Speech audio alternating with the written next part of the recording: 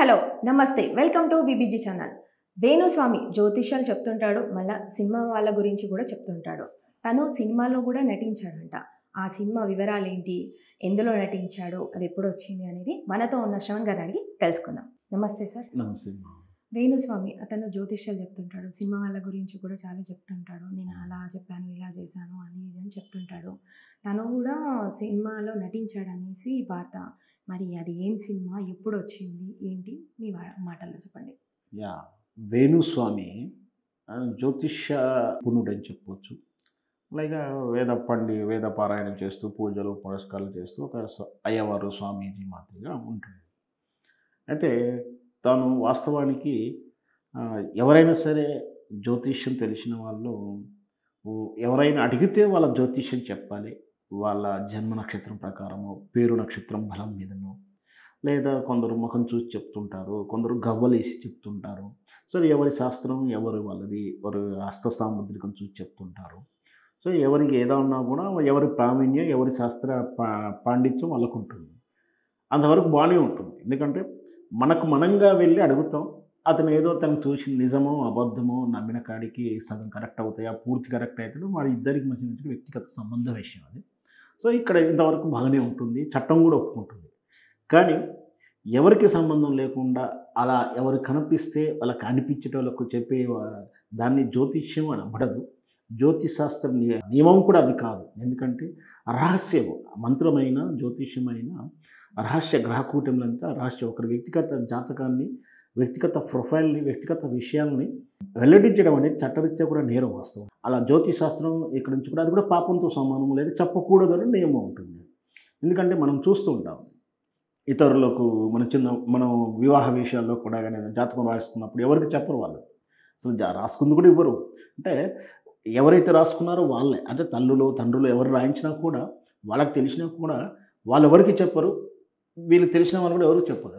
అది వదిలేసి ఆ నియమాన్ని కాల రాస్తూ ఈ వేణుస్వామి సెలబ్రిటీగా ఉన్నటువంటి వ్యక్తుల మీద, రాజకీయ నాయకుల మీద తనకు తోచింది చెప్పేసి వాళ్ళ మరి డేట్ ఆఫ్ బర్త్ మనకు జనరల్గా ఏంటంటే కొంత రికార్డు ప్రకారం వేరే ఉంటుంది, జన్మ నక్షత్రం ప్రకారం జన్మ తేదీలు వేరు ఉంటాయి. వాటి అలాంటి అది అవునా కాదా కూడా రూఢీ చేసుకోకుండా పలానా చిరంజీవిలా, పలానా ప్రభాసిలా, రేవంత్ రెడ్డిలా అది జరుగుతుంది, ఇది జరగబోతుంది అంటూ ప్రెడిక్ట్ చెప్పడం, అవి కాకపోవడం, అయిన దాంట్లో నుంచి నేను అలా చెప్పిన దాని అర్థం ఇలా అని చెప్పుడు మభ్య పెట్టుకోవడం రకరకాలుగా చూస్తూనే ఉంటాం. తరచూ వైరల్ అవ్వడానికి, వార్తలు ఉండడానికి ఇష్టపడుతున్నాను.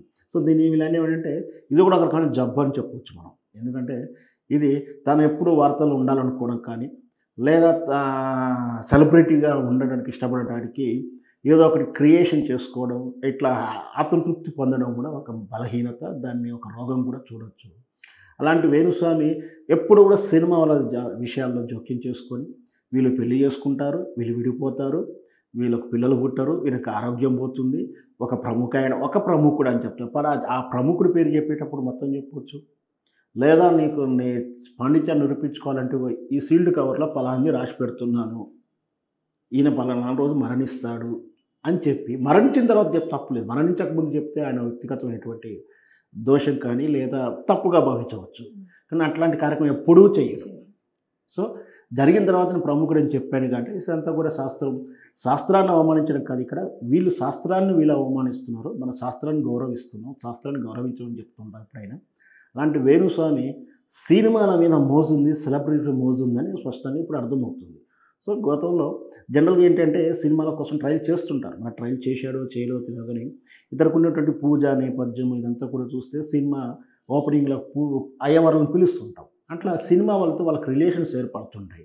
అలాంటి రిలేషన్స్ ఏర్పడినప్పుడు ఏం చేస్తారంటే ఏదైనా సినిమాలో ఆ పూజారి కానీ ఆ పౌరోహిత్యం సంబంధించిన క్యారెక్టర్ వచ్చినప్పుడు ఇంకెవరినో పిలిచుడు ఎందుకు, మన మన సినిమాకు పూజ చేసిన వాళ్ళని పిలిస్తే బాగుంటుంది కదా అని ఇట్లాంటి ఆలోచనతో జనరల్గా ఇట్లాంటి వాళ్ళకి సినిమాల్లో తరచు కనిపిస్తూ ఉంటారు.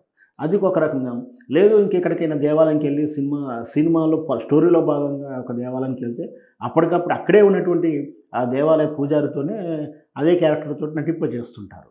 సో మొత్తం మీద ఆ తరహాలోనే జగపతి అనే చిత్రంలో జగత్ బాబు హీరోగా వచ్చిన చిత్రంలో రక్షిత హీరోయిన్, అది జొన్నలగడ్డ శ్రీనివాసరావు డైరెక్షన్లో వచ్చిన చిత్రం అది.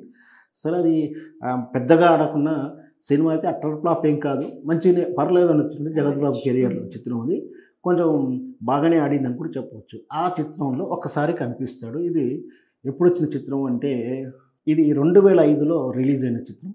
అందులో ఒకసారి కనిపించారంటే దాని తాలూకు ఫోటోలు కూడా ఇప్పుడు మనం చూస్తున్నటువంటి సోషల్ మీడియా ఫోటో. అంటే దీని అంటే అదే ఫేక్ ఏం కాదు, నిజమని చెప్పొచ్చు. సో ఎనీహౌ వాళ్ళకి సినిమాల మీద నటించడం తప్పులేదు. సినిమాల వ్యక్తుల పట్ల వ్యామోహడం తప్పులేదు. కాకపోతే వాళ్ళ ప్రమేయం లేకుండా వాళ్ళ జాతకాలు చెప్పడం అనేది కొంచెం ఎంబ్రాసింగ్‌గా ఉంటుంది. అది మరి ఆళ్ళు ఎప్పుడు గ్రహించుకుంటే అప్పుడు వాళ్ళకే తెలవాలి. ఆ విషయాన్ని వాళ్ళకే వదిలేయొచ్చు. ఇప్పుడు ఆ ఒక్క సినిమాలోనే నటించాడా? ఇంకా మనకున్న సమాచారం వరకైతే అందుతున్నాయి గానీ, మనకున్న వివరాల ప్రకారం అంతకన్నా ఎక్కువగా నటించకపోవచ్చు. హ్మ్. వాళ్ళ మిసెస్ కూడా వీణా గారు. వీణా గారు మంచి విద్వాంసులు, వీణా విద్వాంసురాలు. చాలా ప్లెజెంట్‌గా ఉంటుంది. పాపం ఇలాంటి వివాదాలకు దూరంగా ఉంటుంది ఆమె. హ్మ్. ఆమె చక్కగా వీణ వాయిస్తుంది. మనకు పాపులర్ అయిన పాటను కూడా వీణా వాయినంలో అదే పాటని వీణలో ఎలా స్మరించాలని కూడా మంచి పాటలు చేస్తుంది. సో, మంచి పేరు కూడా ఉంది ఆమెకు. సో, ఇతనికి కూడా మంచి పేరు ఉంది. ఈయన చెడ్డవాడు, మోసగాడే అని నేనేం అనట్లేదు కానీ, వ్యక్తుల ప్రమేయం లేకుండా వాళ్ళ జాతకాలు బహిర్గతం చేయడం అనేది శాస్త్ర ప్రకారం తప్పే, చట్ట ప్రకారం నేరం. ఓకే. Thank you sir. విన్నారు కదండి శ్రవణ్ సార్ మాటలలో. జగపతి అనే చిత్రంలో ఈ వేణుస్వామి అతను నటించాడు. మళ్ళీ ఆ ఒక్క చిత్రంలో నటించాడనే వార్త మనకు తెలుసు. మరి ఇంకా వేరే చిత్రాలలో వస్తాడా, రాబోతున్నాడా అనేది ఇంకా మనకు తెలియదు. మరిన్ని వార్తలతో మీ ముందుంటాం.